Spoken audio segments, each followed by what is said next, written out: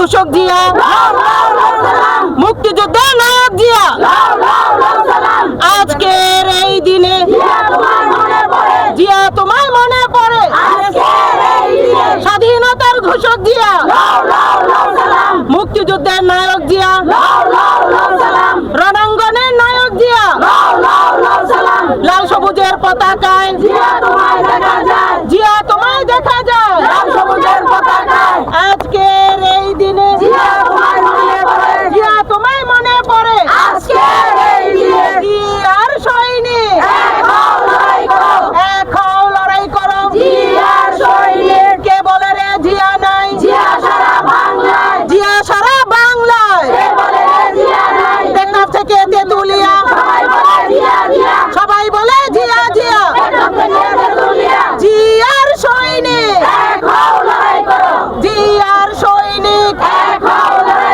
স্বাধীনতার ঘোষক জিয়া, মুক্তিযুদ্ধের নায়ক জিয়া, রণাঙ্গনের নায়ক জিয়া, জিয়ার সৈনিক।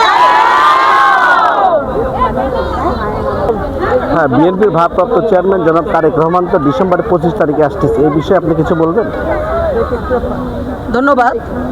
আমাদের আগামী রাষ্ট্রনায়ক জনাব তারেক রহমান, আপনারা সকলে অবগত আছেন, ডিসেম্বরের 25 তারিখ উনি বাংলাদেশে আসছেন। এই জন্য কিন্তু শুধু বাংলাদেশ জাতীয়তাবাদী দল না, দল মত নির্বিশেষে সারা বাংলাদেশের মানুষ তীর্থের কাকের মতো অপেক্ষা করছে সেই ঐতিহাসিক 25 তারিখ কখন আসবে। প্রতিটা ন্যানো সেকেন্ড যাচ্ছে আর আমাদের কাছে মনে হচ্ছে 25 তারিখ আগায় আসছে।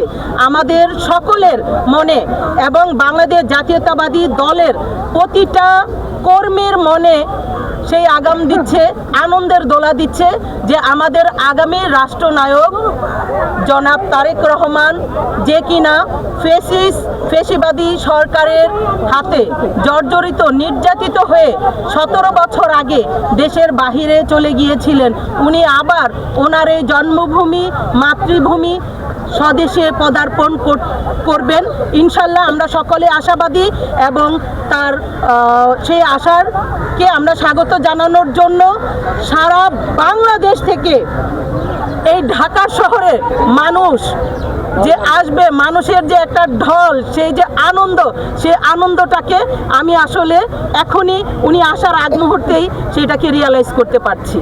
ধন্যবাদ। এই যে বিএনপির নেত্রী বেগম খালেদা, 3 বারের প্রধানমন্ত্রী বেগম খালেদা যে অসুস্থ, এ প্রসঙ্গে আপনি কিছু বলবেন? আমাদের সাবেক 3 বারের প্রধানমন্ত্রী, আপসের নেত্রী, দেশনেত্রী বেগম খালেদা জিয়া অসুস্থ, এইটা আপনারা সকলেই জানেন।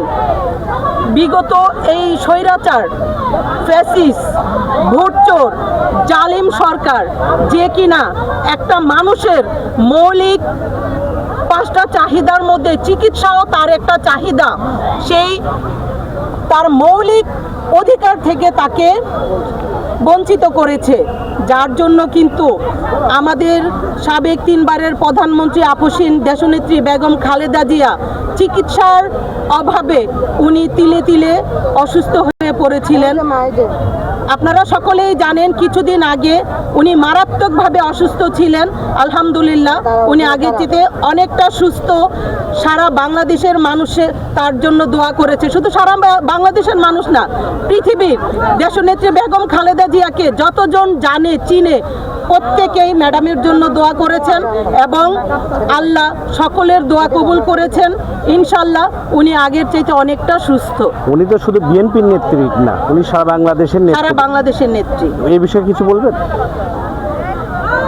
উনি তো শুধু বিএনপির নেত্রী না। উনি যদি শুধু বিএনপির নেত্রী হতেন তাহলে কিন্তু ওনাকে যখন ওনার মানে সন্তানদের জিম্মি করে রেখে যখন ওনাকে দেশ থেকে চলে যেতে বলেছিলেন, উনি কিন্তু বলেছেন এই দেশ আমার, এই দেশের মাটি আমার, এই দেশের জনগণ আমার, আমি এই দেশের জনগণকে রেখে কোথায় যাব।